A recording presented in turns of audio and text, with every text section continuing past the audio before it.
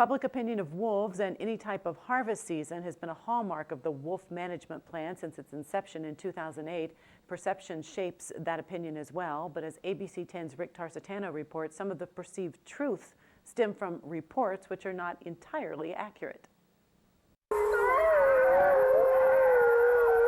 Every time a report of a depredation is made, DNR promptly investigates the scene. If it's a complaint about wolves, say coming in your yard or acting bold, we send a wildlife staff there or USDA Wildlife Services staff to the site in most cases. If we're getting reports that say the wolf crossed the road, we're not sending staff out to look at those.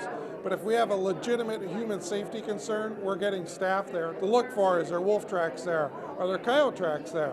Why did the wolves come to the whatever location it be? Is someone feeding deer? Only after going through that checklist can the depredation be verified. But unverified reports make it out into the public and carry the same weight. In 2011, Senator Tom Casperson proposed Senate Resolution 39, urging Congress to remove wolves from the endangered species list. One piece of evidence that was cited on the Senate floor was a 2010 story in which an Ironwood woman saw wolves in the backyard of her daycare center shortly after children had finished playing outside. However, the children were not in the backyard as the resolution implied, nor were the wolves killed in the backyard of the daycare. Rather, 3 wolves were indeed eventually killed in the vicinity. So the resolution was inaccurate in 2 ways, and for that I sincerely apologize.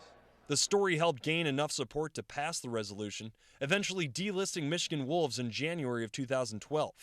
DNR Fur Bearer Specialist Adam Bump also added to the public misconception when telling another Ironwood tale on Michigan radio. You have wolves showing up in backyards, wolves showing up on porches, wolves staring at people through their sliding glass doors when they're pounding on it, exhibiting no fear. Nancy submitted a FOIA request asking for the incident report in question, only to receive a message back saying it did not exist. Bump has since recanted his statement, saying it was a misquote. But each alleged story has the potential to misguide public opinion. This is a typical wolf.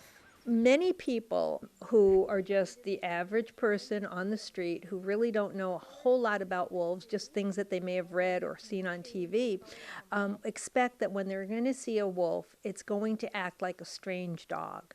A strange dog will approach someone barking with the hair all up and teeth bared. That is not typical wolf behavior. Wolves do not respond to humans that way. Human safety is regarded as paramount on both sides of the spectrum, but it doesn't seem to actually be a problem. Has there been any cases where they've attacked humans or if anybody's been injured? In Michigan, no. There has been isolated cases of wolves attacking human beings. Most of the time you're looking at sick animals or animals that are habituated to humans. They're being fed by humans. In fact, this year in Minnesota, a camper was attacked by a wolf. I know in the end it turned out that wolf had something wrong with its jaw.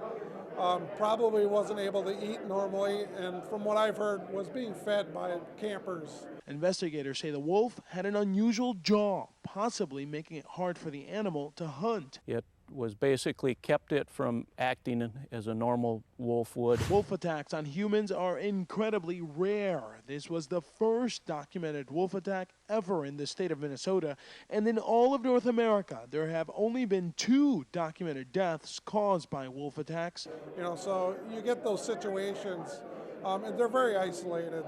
In Alaska, there's been people killed by wolves. Canada, there's been some attacks, but it's very remote chance that someone's really going to get attacked by a wolf. Yet it's one of the most important reasons cited for the passing of Public Act 520 and Public Act 21, 2 bills that have been met with stark opposition from thousands of Michigan voters. We'll break down the numbers and find out what happened to 2,000 public comments in our final installment.